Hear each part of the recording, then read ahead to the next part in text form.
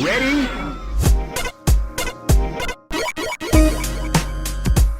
That's the reaction I want. What? Hello and welcome to Rhythm and Pixels, a video game music podcast. This is episode 24-9, and we are your hosts. My name is Rob Nichols. And I'm that guy in the corner. And every week we listen to great video game music from all consoles and all generations. We just pick a goofy topic and we get down with it. And this week we have another special guest. Can you believe it, Pernell? We have guests all over the month of September. Well, September. I mean, it's the magical month for Guestation Nation. Guest station. That's a weird. That's just. It's going to sound weird spelling it out. I don't like it. Gestating. Yeah, I know. That's what it sounds like. Yeah. So back on the show, number one all-time best guest of Rhythm and Pixels, Rhythm and Pixels All-Star, composer, friend, superstar Smash player. We have Mitchel Wong. How you doing? Hi, it's me. I'm back. I'm trying to still be the number one host. I don't know how many, or guest, whatever. I'm gonna steal the host position. Is there someone who's because this is my fifth time on? I could tell because I'm like, I need to save this file. Well, and you know, like, I have four. If Pernell keeps screwing things up, we might have an opening. Hey. Uh-oh. Not true. I don't screw this up. I season it with Cajun spice. How many has there been someone who's been on this more times than I have? That is not you two. Oh, probably Ed. Maybe Ed Wilson. Yeah, so I gotta take him out. We've discovered he is the podcast daddy. He's our podcast daddy. Podcast. So I go to him when Pernell steals my toys. I go, Ed, Pernell stole my track. Go ask your mother. Again. So, Mitchel, why don't you tell our guests what you've been up to and maybe some stuff that you're working on and, just what you're all about. Your favorite brand of monsters? I like how you said, why don't you tell our guests and now Pernell. Oh, yeah, our guests. I mean, our host. Why don't you tell our guest, Pernell? Our listeners, you know how it goes. Yeah. Tell us your favorite monster cereal. Monster cereal? That's right. I don't know. I got to think about. Look, I eat honey bunches of oats and I eat Cheerios and I don't eat much more than those. What's your favorite Cheerios? Honey Nut? We gotta get you on the blueberry, friend. It's delicious. Why don't you just add fresh blueberries? Maybe it makes me sound old, but it's too much sugar.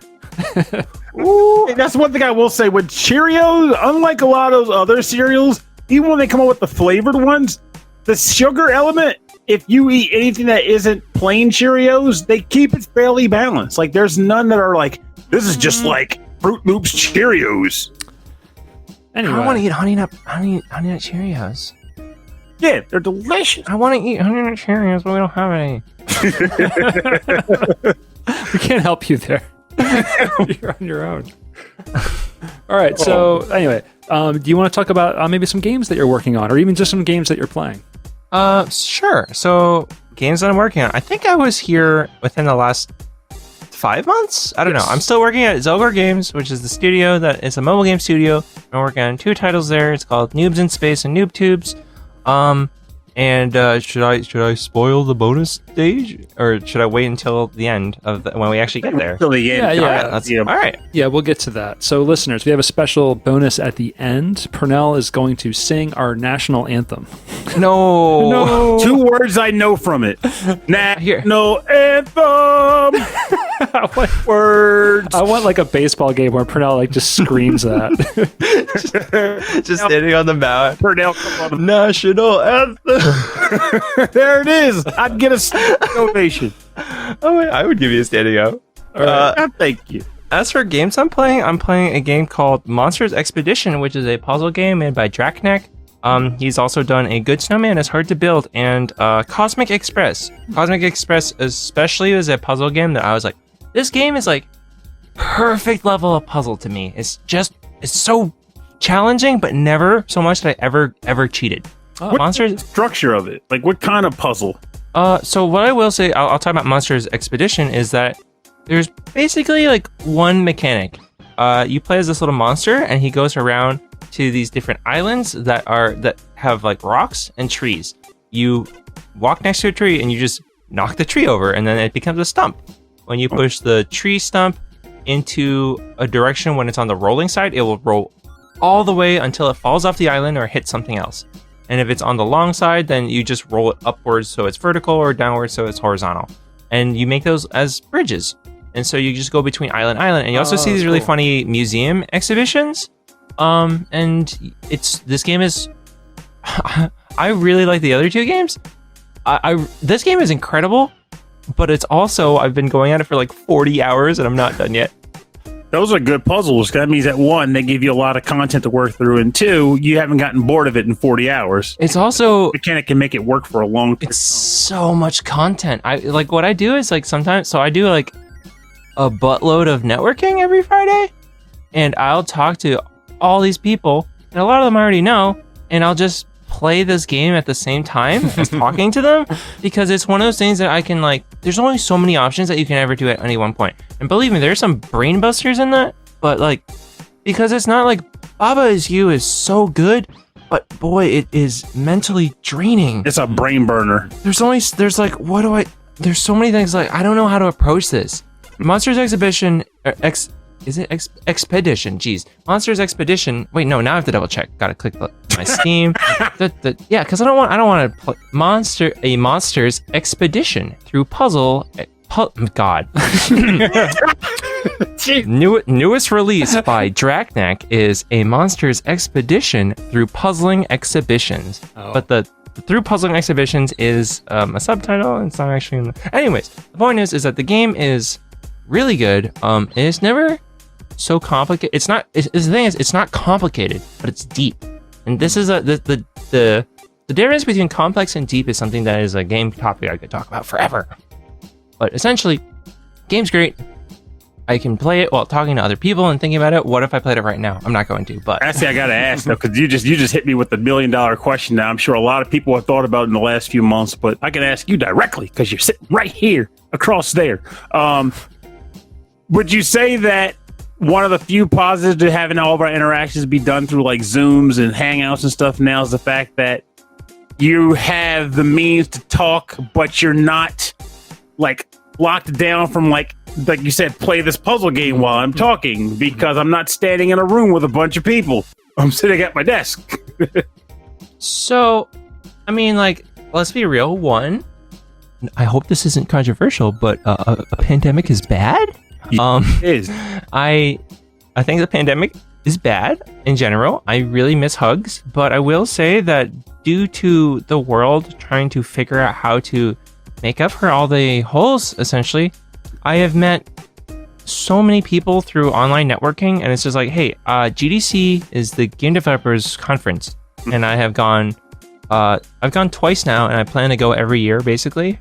I could go to 10 GDCs, and I won't have met as many people as I have in the past several months, nor will I have become nearly as close with them. Like, a lot of these people are like now legitimately really good friends. They're so great, and I see them all the time, and like, I've never met them in person. There's a few of them that I have met in person because I met them beforehand, and some of them I didn't even know all that well. Like, I met them, but like, I tried to remember, like, hey, we're Facebook friends, but where did we meet? And it's like, I don't remember. Was it this thing? No, I wasn't there. What about this? I wasn't there either. And then we figured it out, but I don't know. That lends itself to two things, though. Like, one, like, the pandemic definitely sucks. There's no getting around that aspect of it, but we're all living the suck aspect of it. So with that said, we're all living the suck. We're all living the suck. So with that said, there's nothing wrong with, openly painting the silver lining to the situation, because you got to find some good stuff to occur within it.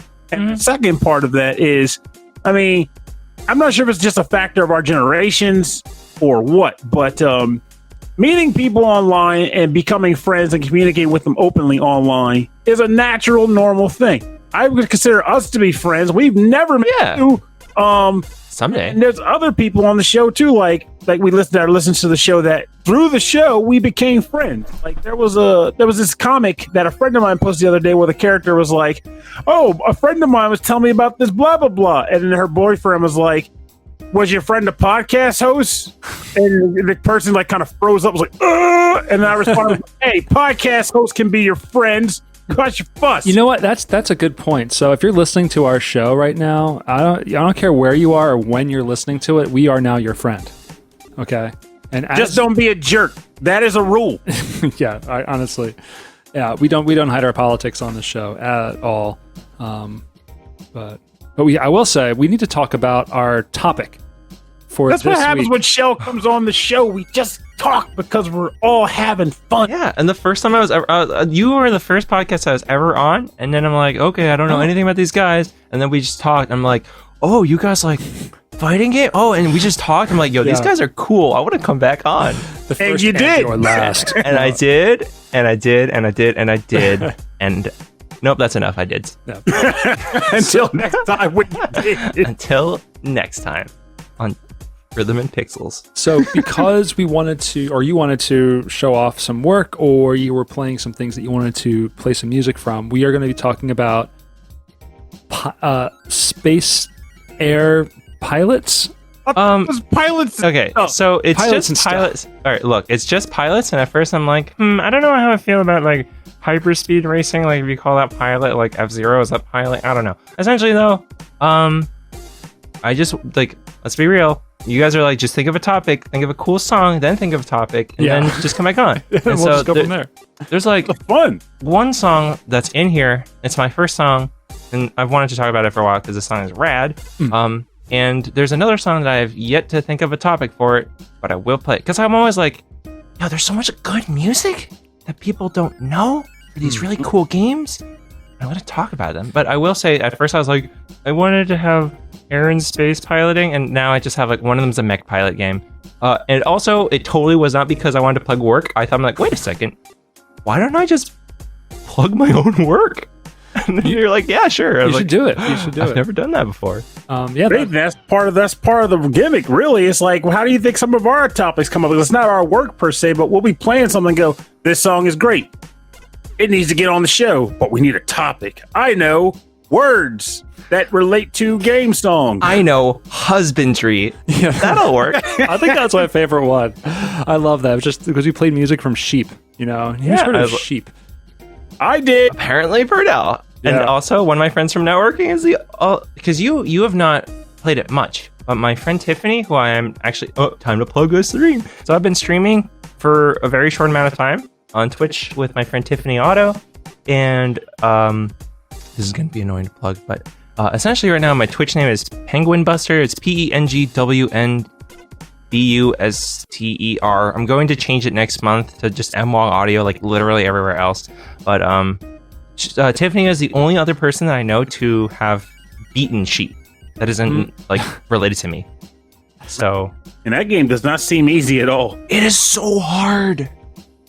It's like, even the levels I did, I was like, man, I could see this being a real pain in the butt on like World 10. There was this one dinosaur level that I had to do every single sheep one at a time, because if you didn't, they would all fall into lava. That's not good for the sheep. For the wool, Unless it's the lava sheep. They love that stuff. the lava sheep. Too bad there aren't any lava sheep in that game.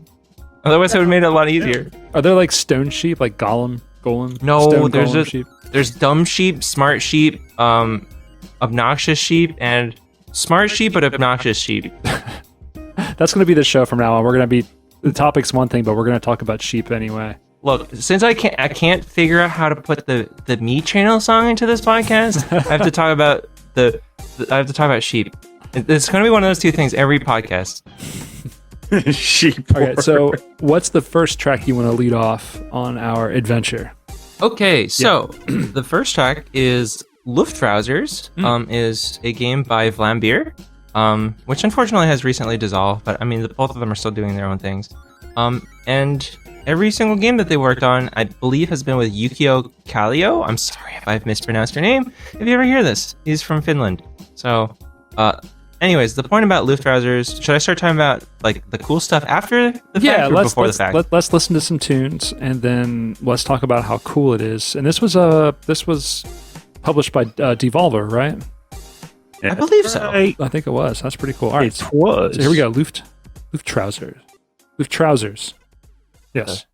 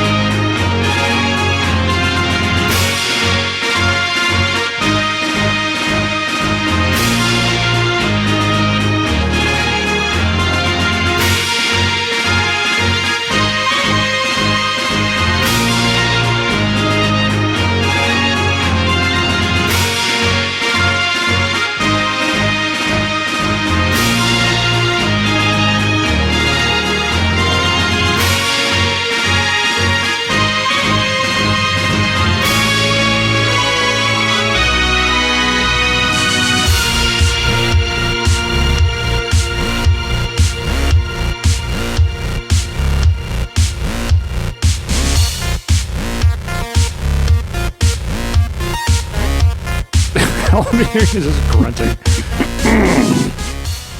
You're listening to Luftrauser from the game Luftrausers by Jukio Kallio. I think that's right. So. Yeah. Yeah. Also, I think it's Luftrauser because Luft is air. Right. Luftrausers. Or sky. I don't know. It's German. That makes more German. sense. I think that It's makes more sense. Du hast. There we go. So, a couple things. One, Luftrausers as a game is rad. It's just cool. But what... and you can tell the song is pretty cool. But what's really great about this music and how it is directly influential on what I do, because I do a lot of stuff with layers, and I just have music... Most of my music just layers. And I have different layers that come in and they leave and different stuff like that. The way Luftrausers works is that the video game is that you play as this fighter pilot game, or like, yeah, you play as this basically godlike airplane, and there's 3 elements to it. There is the body, the propeller, and the gun. And those elements you can mix and match. Each one of those has a designated stem, and so depending on your combination, you will get a different song, and every single one of them has a different name. The Bandcamp just has like a select few of them that are like, there's a couple that he thought was cool, but there's I don't know. So depending on how you like put your plane together is almost like a remix of, or a different like version or arrangement of the music. So That's so cool. The song that I played for you right now, I believe, is just the default options for all of them, but then you unlock different ones. So you're like, this body is extra tanky, but is slow, or like this propeller means that you can go underwater really fast and not take damage, or like this one of them is like, the propeller is now a gun, so you move forward by shooting backwards. There's a gun that's like, you charge up a laser. There's one that's like a shotgun. There's one that's like, I don't remember exactly them all, but the game is really cool, and it's just like, it's a high score based game. And so no like beginning, middle, and end to it. It's just how long can you last and get a high score. Yeah, well, there's a beginning because you begin, and if you get shot, yeah, I mean, I don't know what you want to. What do you want from me? What do you want from me? So yeah, if you get gunned down, then you get another cool track. Listen to the album. He has it on Bandcamp. It's probably on his Spotify. I don't know, but his music's great. He also did the music for Minute, which is a banger. Yeah. Yes, it is. That's right. That's where I've seen this composer's name. You know what else he's done? Fall Guys. Oh, really? I need to play Fall Guys. I actually downloaded it and never tried it. I think everyone can agree that opening in Fall Guys is jamming. It's It just has an opening, or you just talking about just a track? yeah. That There's plays over like the a title start? screen that Yeah. it's like matchmaking or whatever. But it's always the same song, and every time you hear it, it's just it bumps so hard. And people have done like vines that have gone viral where like there's this dude dancing and then they put it over Fall Guys music, and like I'm like really happy for him. I haven't met him yet, but he's a cool guy.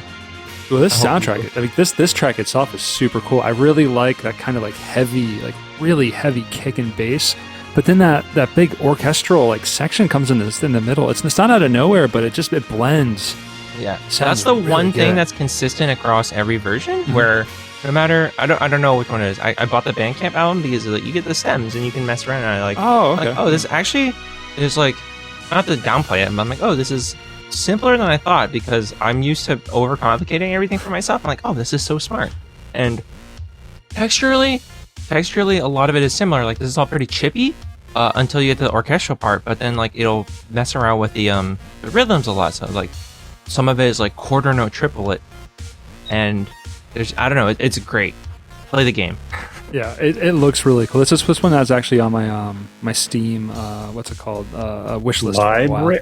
Oh, it's like either wish list. Library or wish It's not list. his Steam. It wouldn't have surprised me if he's like, it's been in my library for 4 years. Well, I just know because never I get started. emails that's like, this game is on sale, you should buy it, and I'm like, oh, that's right.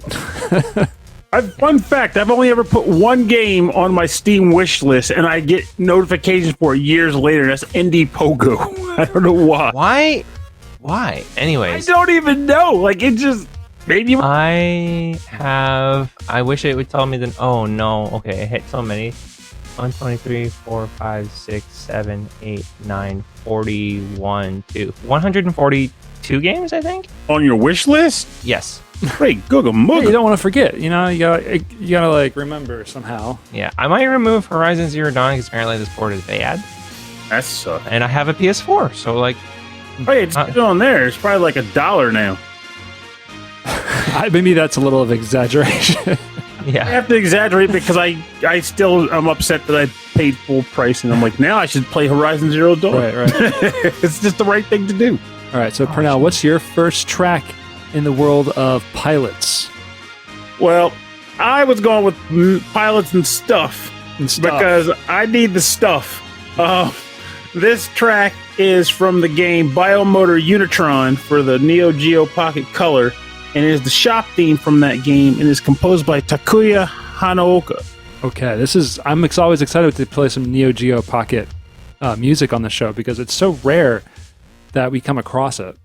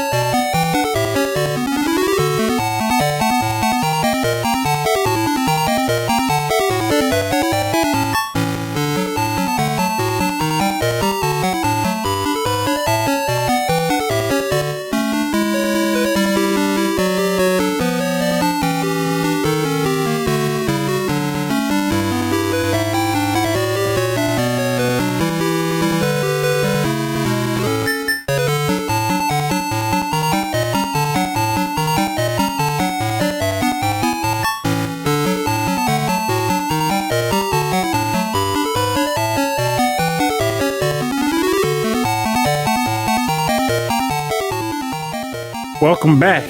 You're listening to Biomotor Unitron's shop theme from the game Biomotor Unitron. Hi-yo, from the Neo Geo Pocket Color, composed by Takuya Hanaoka. I don't know what it was that made me want to pick this track from this game, but when the topic came up and I started reminiscing, I was like, I want to pick a track from Biomotor Unitron. I haven't talked about that game in ages. What is Biomotor Unitron? Okay, so this music sounds almost like a Western, you know, like an NES old school Western. Okay, so this game was probably the first game I ever purchased I think I purchased it with my Neo Geo Pocket really? Color, actually, yeah. Back in it was like actually late 1999 or early 2000. Yeah, And it was when like I bought Dreamcast era. So when it was during that window, right? But it was before the Game Boy Color came out. Or sorry, before the Game Boy Advance came out. Right. And the whole thing was like, if this came out like 2 or 3 years prior, it would have swamped. It would have tore it up. But with Advance on the horizon. It was kind of like not really. But what is Biomotor Unitron? So it is a game where you are think like Monster Rancher in the sense where you are a human or a fish person or a golem person or a robot person, because like a bunch of different races or whatever that live in this world. And you live in this central town that practices robot pit fighting, essentially. And your main character decides they want to join up with it. So you get a robot, body, a mech base body, and then you can customize it with various parts that you buy at the shop. You can take it into various dungeons, very simple dungeons that are all themed after elements, like the wind dungeon, the water dungeon, the ground dungeon, and the fire dungeon. Sorry, the wood dungeon. And you walk around the opening treasure chest for like loot and parts. Yeah, it's like a dungeon crawler type thing. But like, man, the artwork is so good. So Pernell, would you say that you pilot this mech? You do. Well, you don't pilot it so much as you control it. So in that sense, you are still the pilot. You're just not in the cockpit. Okay. Controller. That's pilot. Is that's a pilot, you say? Still a pilot. Just because you're not in the cockpit, that's where the stuff comes in. Pilots and stuff. It's stuff. Is that actually in the title? Pilots and stuff. That was the original, like when we were goofing around with the title. It was like pilots and stuff. I was like, I'm going with that. Pilots and stuff. So the idea to me is that it counts because you are technically controlling the mech by remote control, and you're walking around with it, going to the locations. But when battle time comes, you're technically controlling it with a remote. You're like, do this, now do that, and then it wins, and you get gold pieces, and then you buy other parts, and then you fight in the tournaments to rank up. Did you ever? You know the deal. Did you ever finish? Oh God, no. I was terrible with games even then because I was already drowning in titles. But I did complete more titles back then, at least. Just when the Pocket Color came out, all I cared about, I mean, obviously, were the fighting games. I was like, because I was waiting for Capcom SNK to come out. And I think this came out before Capcom SNK. Yeah, and I think if I remember correctly, it even linked. They had like a link-up feature, like the game that came up on it for. Yeah, you can unlock, I think, color swaps and things like that. But but there were so many characters on the little pocket versions of these little fighting games that were really interesting. Have you ever seen any of these, Chell? These little pocket fighters? They were crazy. I mean, I've never seen a Neo Geo in person except for like when Pernell literally just showed me right now. But the Neo Geo is never ever in my vicinity, and so I'm not familiar with anything until I got older and retroactively learned about like King of Fighters and Garou, which I get to play and whatnot. But yeah. Like the Neo Geo Pocket not the Pocket. We're talking about the Neo Geo proper now, but that system. That was pretty much known in the States because it was known as that system that your rich friend owned, because the console itself costs like $600 to $1,000. Whoa! Art costs $300. Yeah, the data on the cartridges were uncompressed, so it was just these cartridges that were like the size of like sort of huge. They were like a small child. They were pretty freaking massive. You had to like slam them directly onto the board, my God. At the system itself, and then just like kind of slapped in like a Genesis cart. Yeah. But a very large but those toaster. But it was the exact same cartridges and the exact same data that was used in the arcades. So it was like the arcade quality. I don't know. The amount of data that those things held for like sprites and 2D artwork is just incredible. And so all of the artists at SNK just went to town on all of these games, and they're just like Last Blade and Garou, Mark of the Wolves. They're just gorgeous games. And the funny part is, like, as you heard the description I painted earlier, where I was like, how pretty much like your rich friend's product or whatever. But like then I got older, became an adult, and I started hanging out with more like game folk. And then I come to find out that there are people who collect Neo Geo carts and have like massive libraries of the things. I'm like, how in the heck did you get these games? But then I show up and just school them all in Magical Drop 3, so I can at least feel good about that. Yeah, we need more puzzle games like Magical Drop, but I don't know. And Poochie and Yan, which I also love to death. But like, the Neo Geo was, to me, actually even is still a fantastic product. It was out of the reach of a lot of people. And I'm just thankful that at least we have things like Arcade Archives dropping games on the Switch and whatnot. so we can at least experience them in some capacity. All right, so my first track is coming from a game that's on iOS and Android, and I've only heard about it because I'm really a big fan of this musician. The game is called Thunderdogs, and the artist is Maxo. Yes, and this is about dogs piloting airplanes, trying to shoot each other down. Yeah, I thought they were like Zeus's pets. Are they? I don't know. Like, is that the joke you're going with Thunder? No, I thought that was the game. Oh, I don't know. I should have learned more about it. Definitely joking. Okay, this Have track. you played the game? I'm having a bit of a dad joke phase right now. I don't know what happened to me. Something in my Diet Coke, but Yeah, I think your diet of dad jokes is what's killing it. All right, so this is a track is called Ice Cold, and this is composed by Maxo.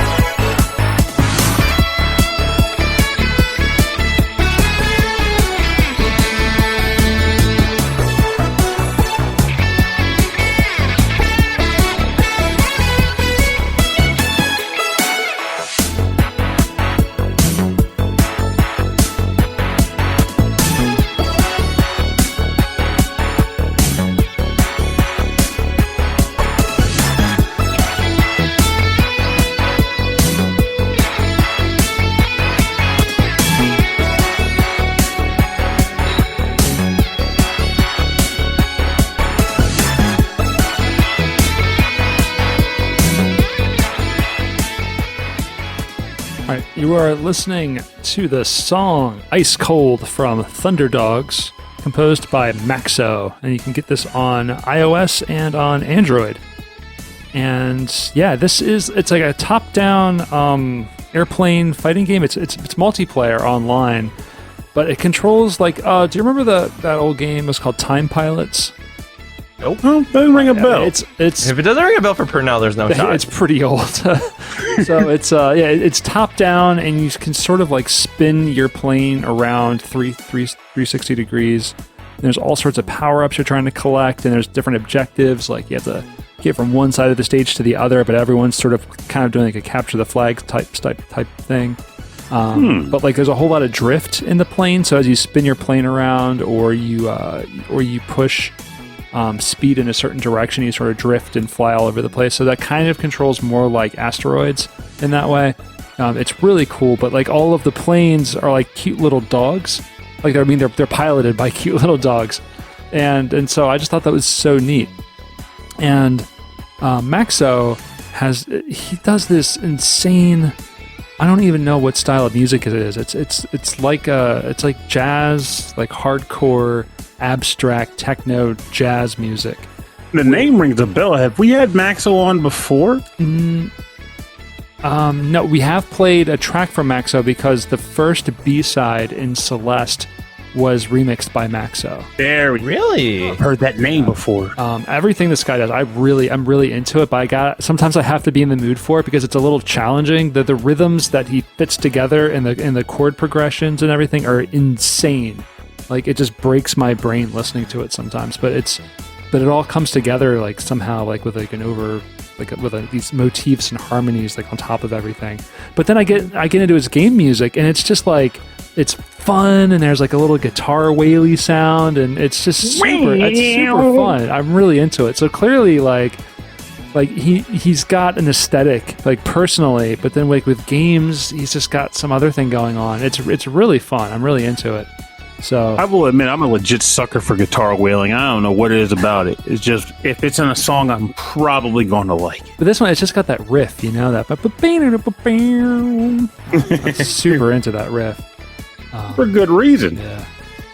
Thunder. I just like the title Thunderdogs. Again, it just makes me think of like if Zeus had a kennel. Thunderdog. Yeah, Christy was asking me like, "Oh, what's your topic that you're doing this week?" And I was like, "Oh yeah, we're gonna hang out with Shell and we're gonna talk about pilots and stuff." And so I found this game where the pilots are dogs, and it's a dog fighting game. And then she had this look on her face like, "What?" Oh, and for good reason also. Yeah, I'm like, no, pilots, like planes, like air fighting, like airplane dog fighting. I guess I should no, probably honey, not Pokemon. probably call it something different. And yeah. But no, it looks super cool. I'm gonna have to download it at some point and give it a shot. I don't know if he did the entire soundtrack. I think he just did a few songs that were incorporated into the game. But yeah, for more, if you want to know more about his work in games and outside of games, you can definitely check out Celeste, that first B-side in Celeste. I'm sure everyone's tried it at least once who's played through the game. And if you want to learn more about guitar wailing, check out your nearest guitar center. But all right. Now. Do you play a lot of games on your phone?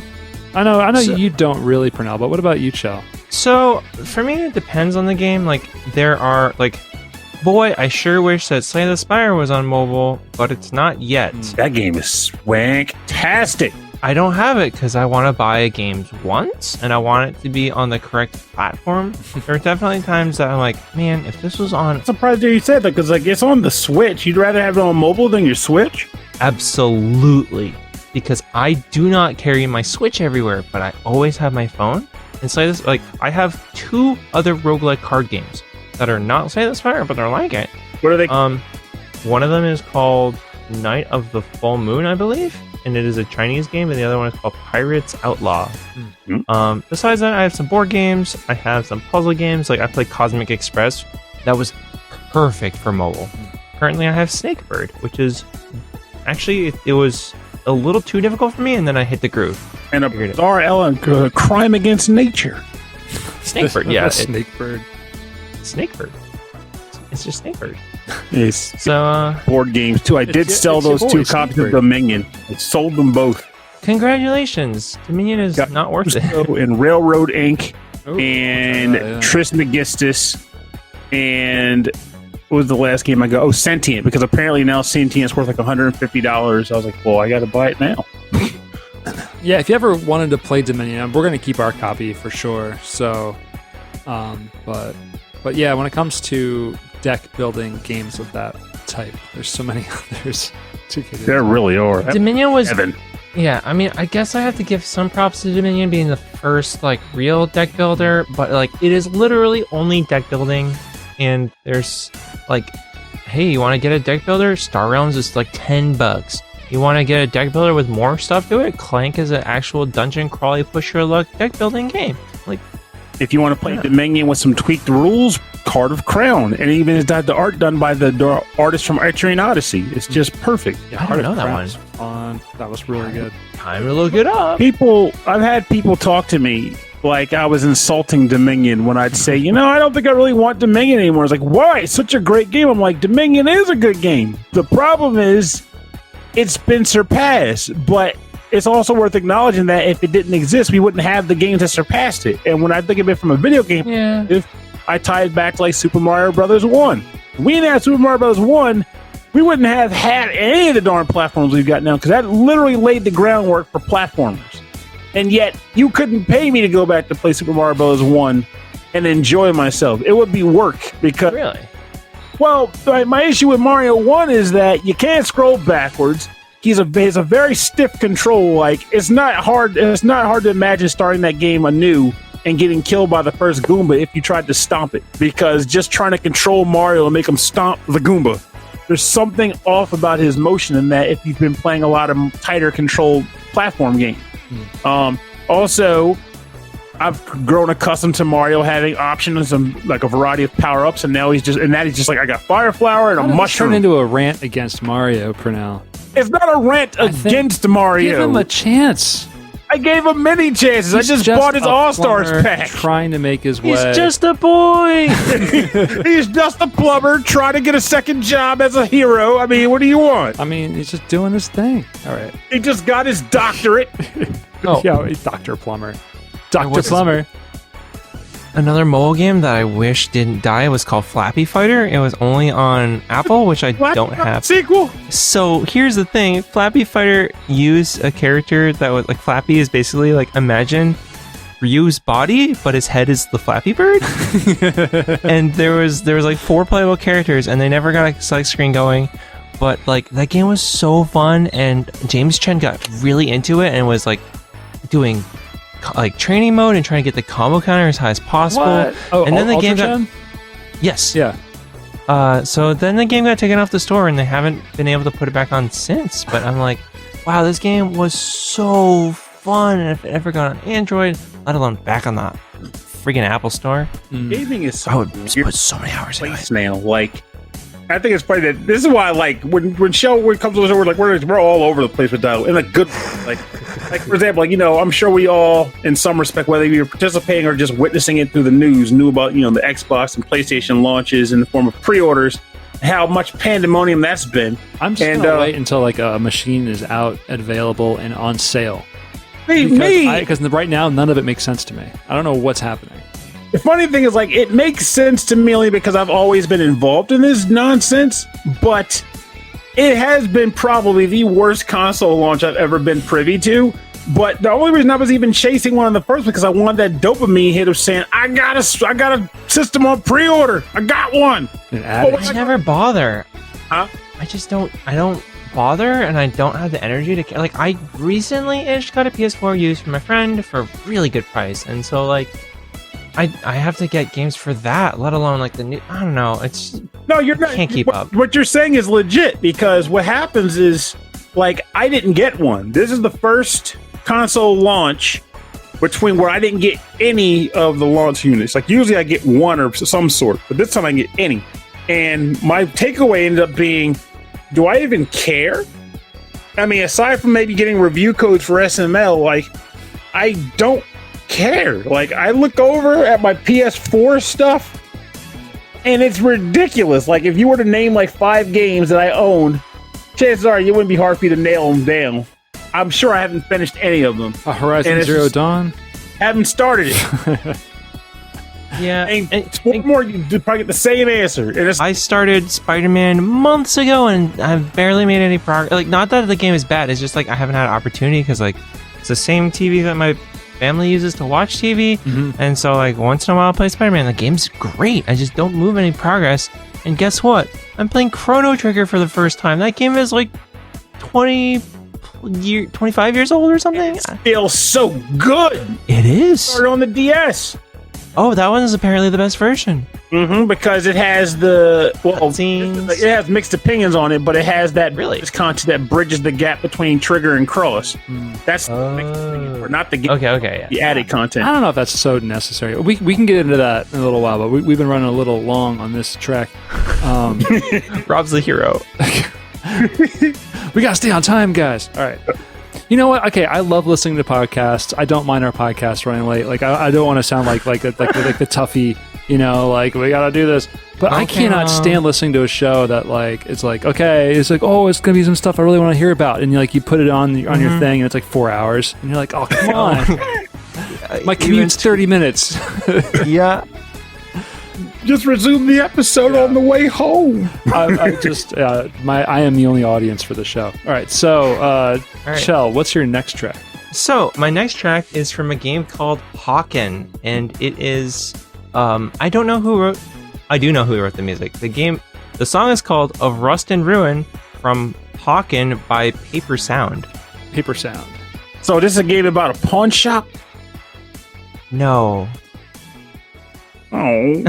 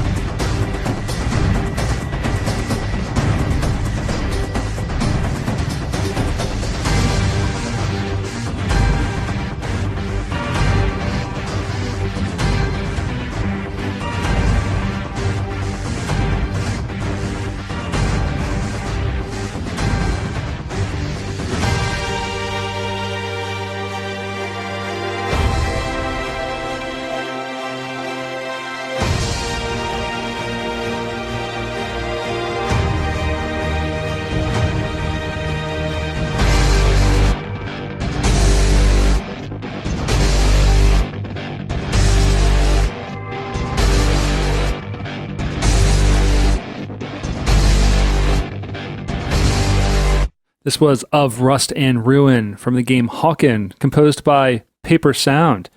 And that was some intense... We've had some like really fun, happy music on the show so far. And this was something intense. So what's this one about?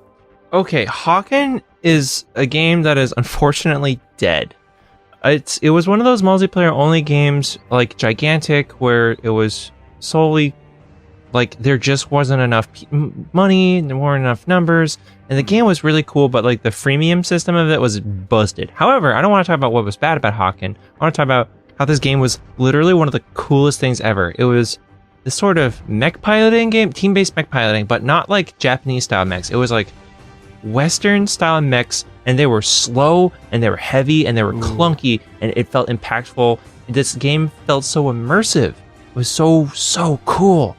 And oh my god, the game was in general kind of a slow game. Like you could have like some sort of like small speed boost and whatever, but of course me, being me, I played the slowest, tankiest robot, which is also in general probably the worst one. It was also really, really, really difficult to get new robots just because you had to pay way too much money to get them or spend like a billion years farming in-game currency.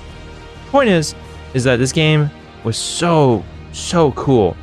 There was some really cool close quarter stuff too. There was some good long range stuff, and it just felt like, I don't know. It felt like, what if you had AT-STs, but they were like slower and heavier, and they had arms. Like it roots it like kind of in the real world, right? Yeah, it felt like real world, and then a lot of times like the environments were like desolated cities, and you would have like buildings that were collapsed and whatever, and highways, and you would run under the highways or on top of them. Oh, wow. And this game was so cool. This looks really, really neat. Like up my alley. Like way back when, like I was like grade school, like junior high. Some friends and us, we used to play that tabletop RPG called BattleTech. Oh, I've heard of it. Oh yeah. We had these little miniatures, and I was like, it always like really like sparked my imagination of like what these things would be like in real life. You know, like what like practically how would they move? How would they fit in the landscape? Like how big would they really be? Because you look at Gundam and stuff like that, and you're like, oh, they're in Voltron. Oh, they're enormous and huge. And those mechs are like, they're fast and they're flashy. Like if you look at gameplay of Hawken, the HUD is so good. The HUD is incredible. Like all the lights and the systems and everything and meters, and it's first person. I don't know. The game is gorgeous in a like a really gritty and sort of, I don't even know, like, is it realistic future? And nah, I mean, realistic future stuff is more like, this is like an industrial style opposed to like Apple and Tesla. It's funny how like something so grim and dark can still be like really beautiful like that. Yeah, makes me think of like the like Eastern European. Kind of looks, I mean, like first things first, like the K in Hawken is like backwards. It's like mirrored. So that definitely kind of affects your, I don't know. Game is cool. But, I mean, I would say play Hawken, but you can't. What was it originally released for? PC. Yeah, I see it on the wiki. It says it's on Xbox and PS4, but maybe it's just like not available anymore. I think the servers are. It also said they were talking about doing a movie back in 2011. Who knows about that? Yeah. A movie? That would be cool, but like there's no money in this game. It wasn't, I mean, I don't think there was money in this game. Well, maybe it was just like that was something just wishful thinking, maybe. Oh god, like potentially it would have been super rad, and if it didn't suck, I totally would have been all over it. But first it would have to exist. Yeah. Okay, Pernell, what's your second track, Pernell? Well, I guess I'm going to keep the grim and grit going. Oh, yeah. Well, at least for the grittiness, rather, of tracks. This comes from a game that I'm not going to sit here and tote as if it was like one of my a bag of delicious bread coated in drizzled honey and spread butter and oh god, I want some toast. Anyway, and I want some Honey Nut Cheerios. I'm just interested in the track itself and my experience with the game just in general, so I figured I'd bring it up. So this game is called Damascus Gear Operation Osaka, and the track title is called Radical Battle, and it's composed by Makoto Suehiro.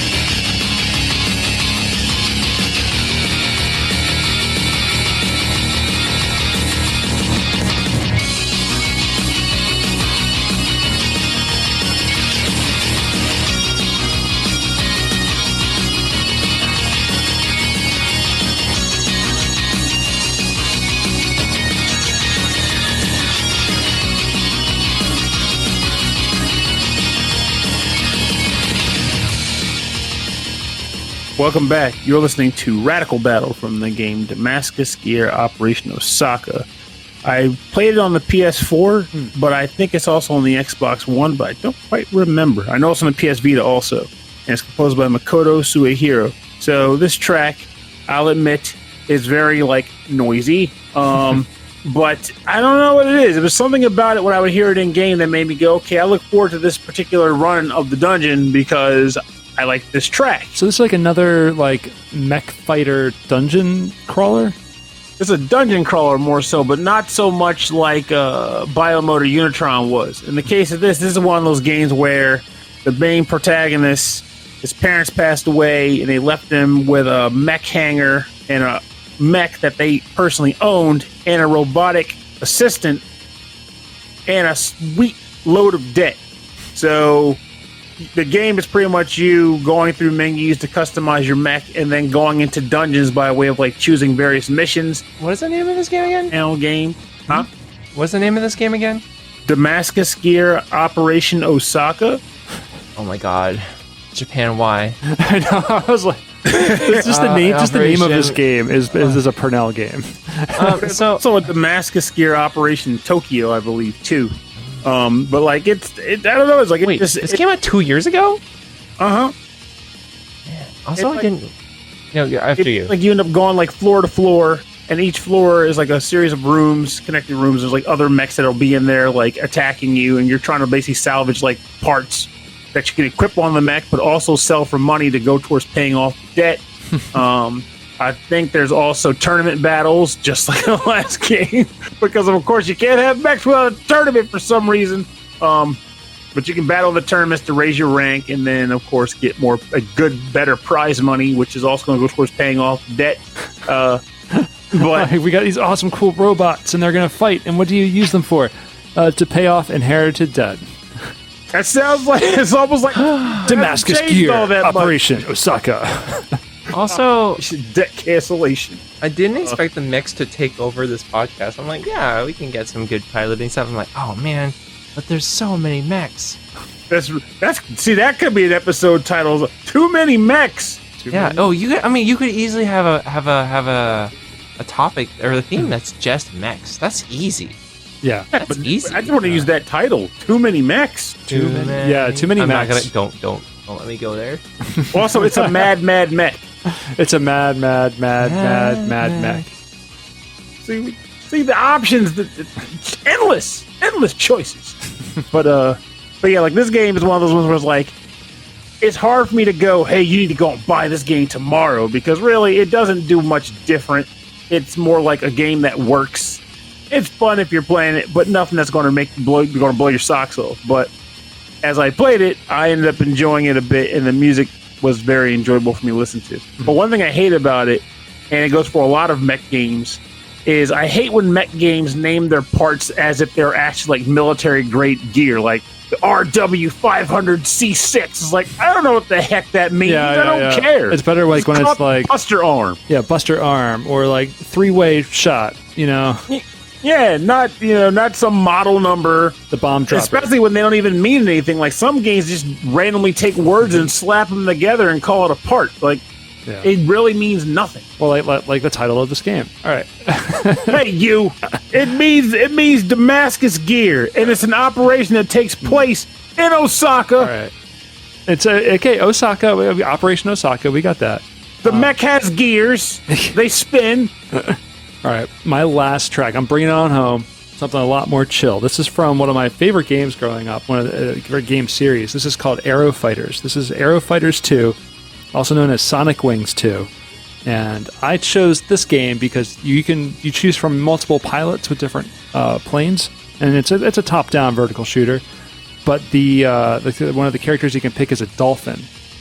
And it's this goofy dolphin with a helmet and goggles on, but it's a dolphin. It's a talking dolphin that pilots, a cool, super cool spaceship shooting down enemy pilots. In Japan, the dolphin's name was Whitey, and I think they thought better of it when they brought it to America and changed its name to Spanky. So I think they did a good job there. Anyway. This is the staff roll and name entry from Sonic Wings 2. And I'm picking the arranged version from the Neo Geo CD. It's composed by HOSO-Q and PIROWO, which are pseudonyms, but I don't know their actual composer names. But it is arranged by Naoki Itamura.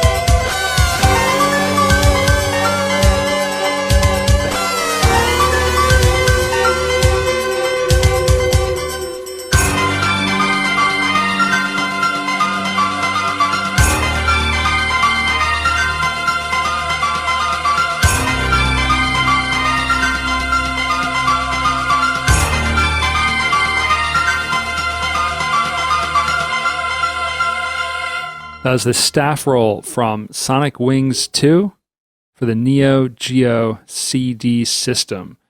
Yeah, and that is pretty cool. It was composed by HOSO-Q and PIROWO and arranged by Naoki Itamura.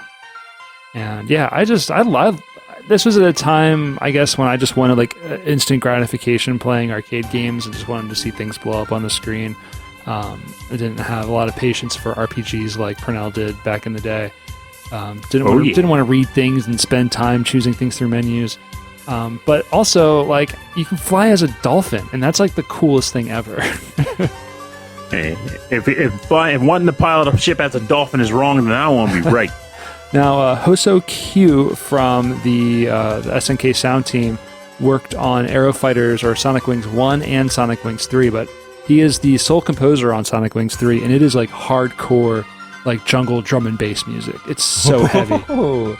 One of my favorite soundtracks. But this one, he works with another composer. I don't know if they trade off or if they worked together on all these tracks, but the melodies are so odd and interesting, and like every one of these stages is full of enemies and bullets and stuff flying around the screen, but the music, it never really gets so intense. It's just so interesting and jazzy. And so the arranged version of this is done up, I guess, with some real instrumentation, but it's just other instrumentation and synthesizers and things from the 90s. And it sounds amazing. I love the sound of this track. Purnell is making a face. He actually has the light on. I thought I was doing something wrong for a second there. I thought maybe like... No, I just was like, how many weird faces could I make over the camera? Stop talking about Sonic Wings, Rob. Get back to the dolphin! It's a crazy dolphin. Yeah, so every stage is a different part of the world. There's like a France stage, America stage. There's like a USSR stage, all that stuff. And so each one has its own theme. But no, there's the hyper-intelligent fighter pilot dolphin, Spanky. And I think we need more dolphins in video games, clearly. Yes, we do. You can never have too many dolphins in video games. The only other one I can think about is Echo the Dolphin. I know, me too, right? That's a weird game. Yeah. All right, so I'm going to turn this crazy track down, and we're going to get into the part of the show we call the bonus round. Bonus round. The bonus round. That's my best dolphin impression. That was a dolphin? That was a dolphin saying bonus round. I think Discord might have been like, that's too much dolphin, because I think it cut out. Just a little bit, and I'm like a little thankful for it. There's some dolphin in there. There's a bit of dolphin. All right, the bonus rounds where we play covers and remixes and arrangements on our theme. And when we have musicians and composers of such a level as Chell on our show, we ask them to bring their A game. In their own music, if they could. So, the past several times I brought the Wii channel just because it's like, oh, bring remixes, bring blah, blah, blah. And in general, like, I don't have a track about husbandry. Let's be perfectly clear.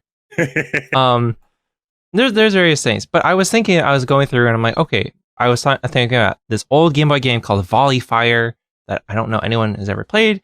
I thought about the gummy ship battles in Kingdom Hearts 2. and I thought about using the Luftrausers remix that Jukio himself did. And I was just like, but I prefer the original, at least for like picking for this podcast and blah, blah, blah. And then I was like, wait a second. I'm literally working on a game where you fly in space. It's round about it. I'm literally working on a game where you fly in space. I just felt so silly. And I'm like, hey, can I just put my own song in or something? And you realize, like, yeah, do it. Yeah, absolutely. This is what we're here for. Yeah, this is what we do.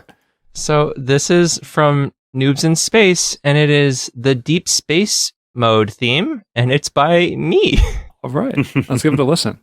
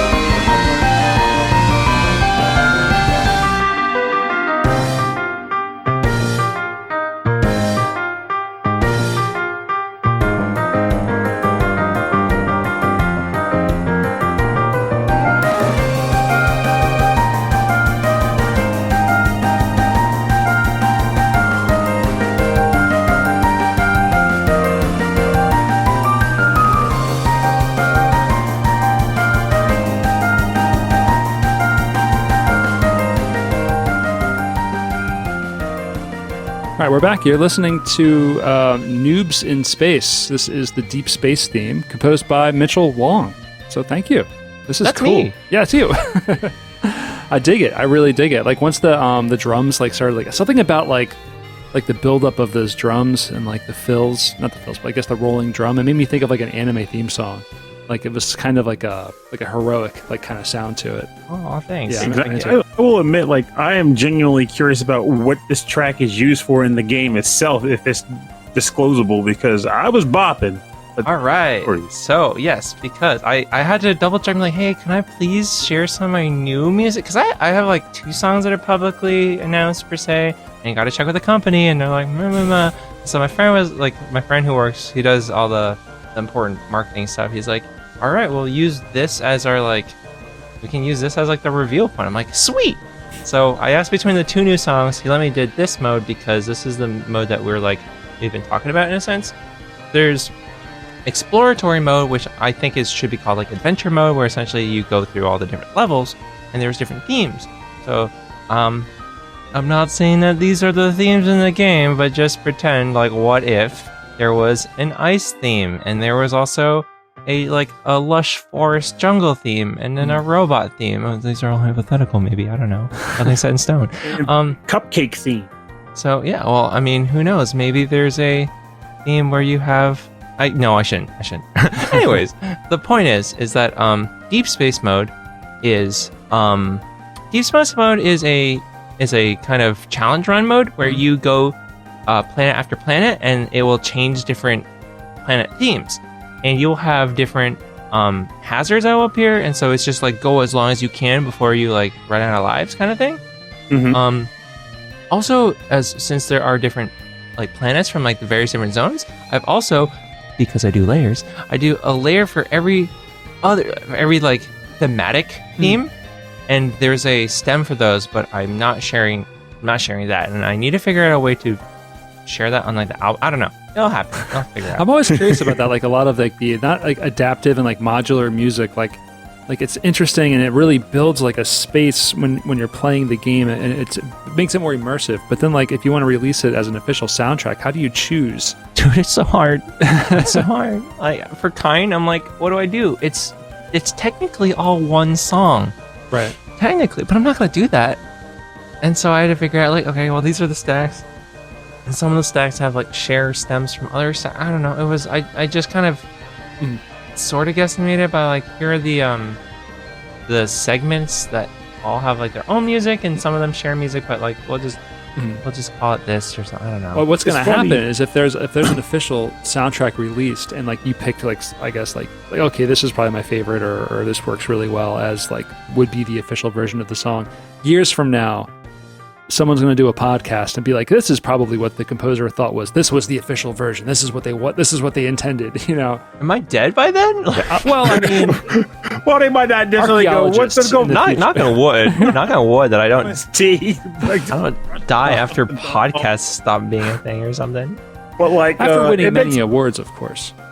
Like you got me thinking about that too, because years and years ago, when an ancient game by the name of Nights into Dreams was first released, I purchased that and was playing it, and the music in that game is fantastic. But yeah, once YouTube became a thing and everybody was listening to their OSTs and music they originally liked, I went back and listened to old tracks. And the thing that was bugging me was that Soft Museum stage and the Mystic Force stages did not sound right. From every track I found, it never sounded like I remembered it, and it drove me crazy. I was like, what the heck is this? This is not the track I know. Something's missing.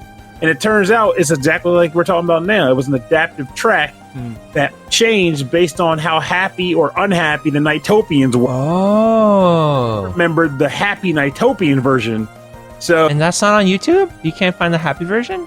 It's probably out there now if I dig hard enough, but generally every version I was finding at the time was just the base version where there was like no influence from the Nighttopians. I was like, I don't remember that because I never listened to that one. Like once I got happy Nighttopians, they stayed happy. So I love my Nighttopians, and I just never remembered it. So it just freaked me out until I eventually came across the truth. I was like, now we're talking. See, but there's a couple songs in I know that Undertale has a few songs like the album version and the in-game version are in different keys, which is like, oh, that's interesting. Huh? What's up with that? I wonder if it's I don't know. Maybe they it was Toby Fox, right? Maybe he composed something different and then thought, oh, for the game, it sounds better this way. Maybe. Who knows? Now, this is one of those things, but also like he's probably swimming in a bunch. Like, let's be real.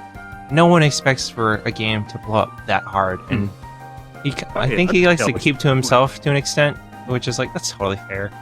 So, but. Me, on the other hand, if you have a question about my music, I'm super easy to reach. I'm just like on Twitter all the time. I'm just tweeting really dumb things. You can follow me at mwongaudio. I ain't gonna knock it, honestly. If anything, if I know how to tweet dumb things, I'd be doing it too. But all my tweets would be things like, "Man, this sandwich tastes really good." Cornell, can I tell you the best tweet I've ever written? Let me just pull up. This is a new segment. We're going to put a little bumper music track in here. This is Tweets with Chell. Tweets with. All right. So on the day that was, let me scroll through. Let me find the tweet. The best tweet I ever wrote. Tweedledee. Okay. On March 12th, 2019, at like 4 a.m. It was 3:47 a.m. I tweeted like 12 things in succession that were all really dumb, but this one was the best, and it was ostriches are like 85% butt and 15% noodle. It was just something I thought of at 4 a.m. I'm like, wait a second. This needs to be tweeted. The world needs to know. The world needs to know. See You a know- butt on an ostrich. Yeah, that's the sequel to Sheeps. It's ostriches. The quantity of ostrich derriere. like We that. just need to know. Yeah, I don't do much with that site. But I'm trying to get better. Like there's been a lot of talk of like platform shifting and changing, and people bring up like Twitter and Mastodon and all these different things. And Wait, what was the one that you said after Twitter? Mastodon? I've never heard of, man. What is that? it's like a variant of it's sort of like Twitter, not quite Twitter. And like I have an account there, but I've never used it. All right, but, like, let's leave I've Discord. never We're heard of switching it. over to Mastodon. Tyrannosaurus. Mastodon's like a heavy metal band, though, right? Yep. Yeah. And it's a Power Ranger mech. It's a Zord. But like it's like, but the thing about it is like It's my also a problem is that Zord. I feel like this is like that one of those moments where like old man tech is hitting me hard because I'm like I don't know where to go after things like Facebook because even if there's another platform, I still kind of need forums and like comment threads. Like I just I haven't quite adapted. Like I'll go to Twitter sometimes, like read through stuff, but it's hard to follow because it'll be like a at symbol to follow. It's like way down in the chat. Like what the heck? This isn't You've flowing. complained about Instagram, like an old man yelling at a cloud. I'm gonna show you. But like I'm not old. I'm still with it. I can still keep up. I get tech. Okay, Pernell, what's your bonus round? Enough yelling at us. Instagram remix. We've had enough. It's the Instagram remix composed by Grandpa Simpson. Oh no! So this is actually a remix from the game Rokko-chan. I think I've brought a remix from this game on in the past, but I just like the music so much that I don't care. This is the Jetman remix, and why did I choose Jetman? Because Jetman is a pilot of himself. And it's composed by Fantomenk.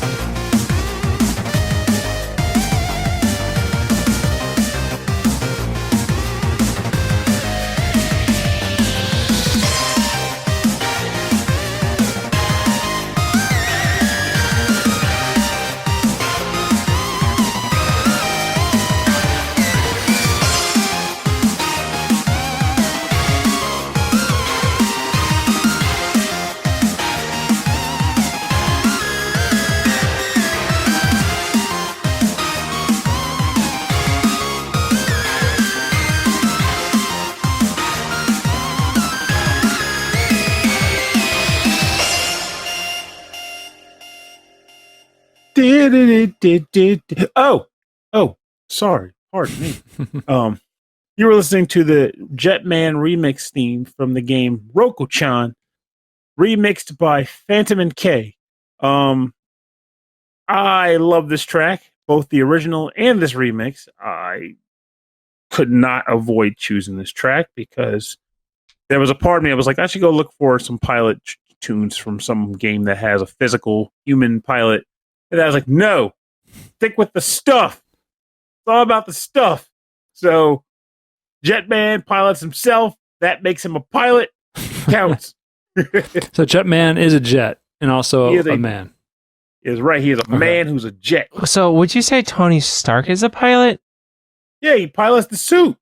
All right. Would you say that Buzz Lightyear falling in style is a pilot? Just say, because Buzz Lightyear is the suit. But then again, Jetman is the jet. Man, so we're getting maybe deep here, so getting really Buzz Lightyear's a toy. But you are a toy. Oh my god. But that was really, really, really good. So it's not part of a remix album or anything like that. It's just out on Bandcamp as a single. And we'll have links up to that because Fantomenk is really good. Hopefully he listens to this and can confirm it for us because I think it's Fantomenk because the K is capped. I don't know, man. I don't know. It's like, think of vitamin K, vitamin C, and Fantomenk. All right, so the my next track is coming from the game. It's a remix album for UN Squadron. It's called Chandelle or Chandelle. This is Suit Up, which I believe is the opening theme to UN Squadron. It's composed by Maname Matsumae, and it's remixed by k-wix, Dustin Kulwicki.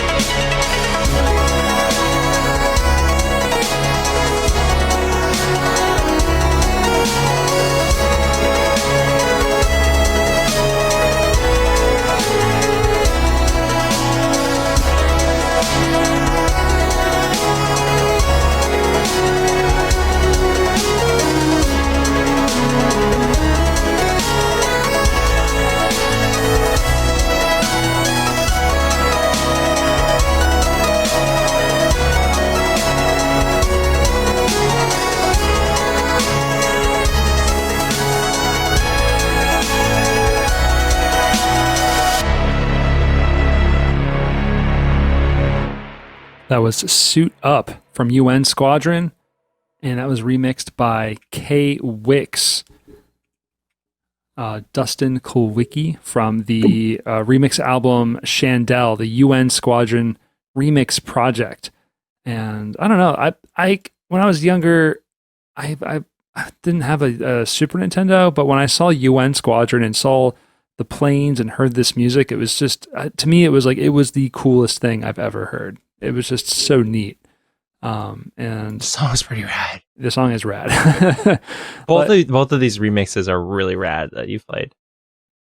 Well, thank you. Only one of them actually has a pilot. Only Hey!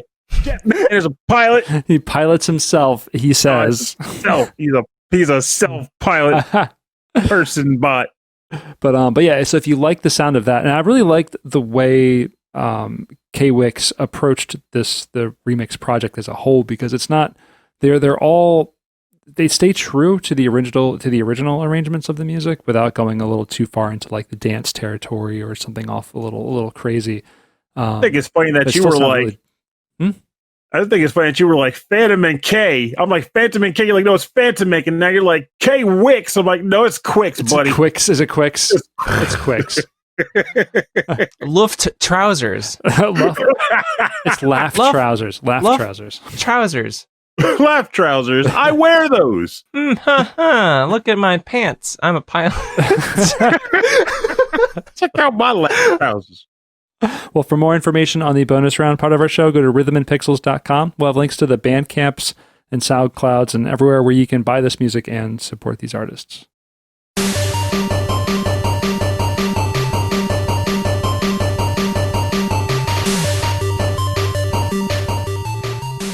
All right, thanks for joining us on episode 24-9 of Rhythm and Pixels.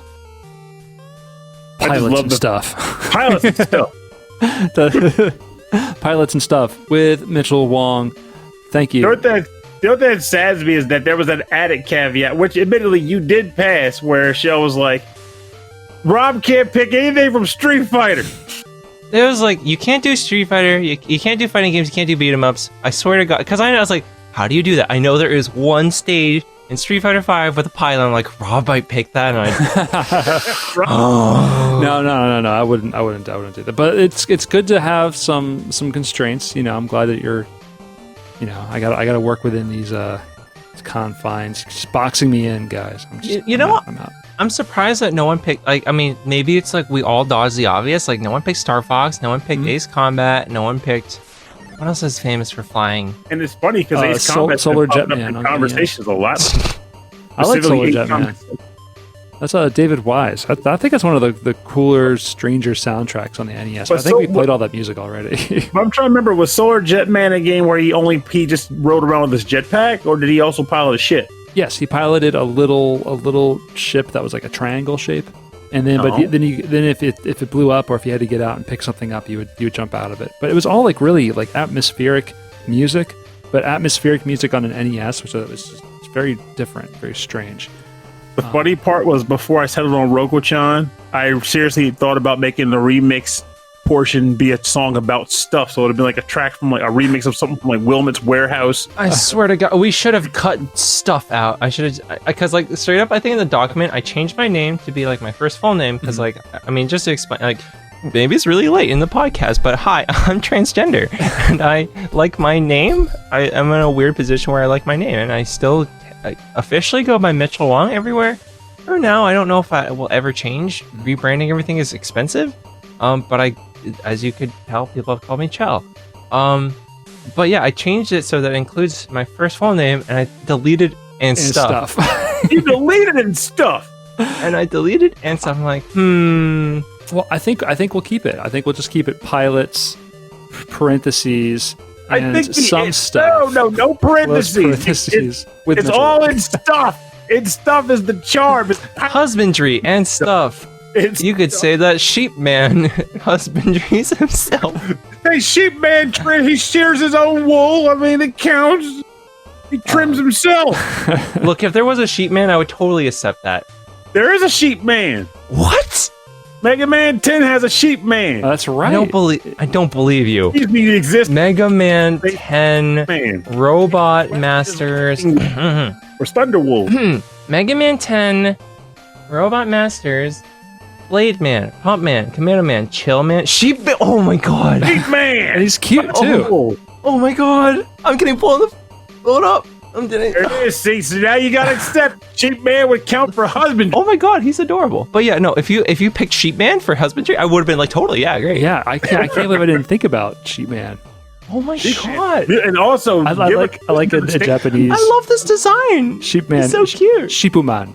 After we're done the episode, give a listen to the stage theme too. It's one of the best ones in the game. Looks like we gotta have husbandry 2.0 just for sheep. Sheep Man. Just more. This time, more sheep. Actually. Jetman. Sheep Man. All right, Another Jetman. All right. Well, before we close the show out, is there anything else you wanted to plug? Anything else you wanted to talk about to our guests and listeners?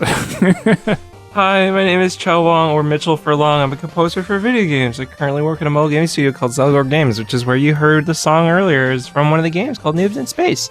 I am on everything more or less at M Wong Audio. I started streaming on Twitch, which unfortunately has a different name for now. I will change it in like a month, but it's Penguin Buster, PENGWN Buster. I should spell the entire thing out. PENGWN BUSTER, and I am just doing some Mario 64 for now. And get 120 stars. Otherwise, the rest of my stuff is on MitchelWongAudio.com. That's MitchelWongAudio.com, and there has my links to my Bandcamp and my Spotify and my SoundCloud, which I don't upload to anymore. All right, your I haven't touched Penguin my Buster. SoundCloud in a very long time. You have a SoundCloud? Oh yeah. You have a SoundCloud. I've been on you SoundCloud for a very long time. and you've never sent me your SoundCloud link. How am I supposed to find your mixtape? All right, well, I'll send it to you later. Drop that SoundCloud link for that viral tweet. Yeah, man, gotta I cover got to this hear my one. rapping. No, I'm not rapping. Oh, you never rap. We heard you rap before. Rob, and I'm here to say. No, we heard Rob rap. Wasn't it Rob that rapped over some song that we played in I remember, but we lost it. He never rapped on one of his releases. No, but he rapped over like a Third Strikes. It was minigames. Yeah, it was minigames, and it was the basketball theme, and Rob started rapping over it, and Purnell and I lost it. Oh, Rob was cutting it out. Like, Oh, I don't remember God, that that's at so all. good. No. You started by saying something like, "My name is Poochie D, and I'm a third Fonzarelli." I remember.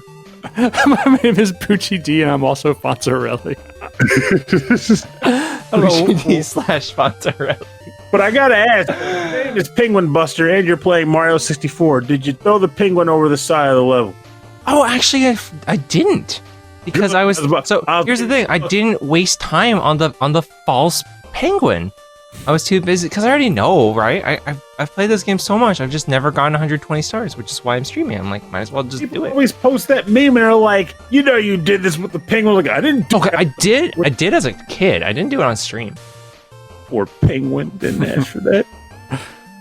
All right. Really wanted to entertain. Well, here you go. Here's all my links. Maybe I'll put them on the website. Maybe I won't. I don't know. Ooh, no, you got it. Oh, you have Spotify too? Yeah, I do things. I did things. Now I just do this. Oh, stop it. No, I do stuff. Anyway, thanks for joining us on the show. If you'd like a full track listing from all of our episodes and access to all of our stuff, please check out the website. rhythmandpixels.com. And if you'd like to get in touch with us, if you'd like to say hi, say hello, or if you have like a track suggestion, or if you're an artist and you'd like to get in touch with us, please send us an email.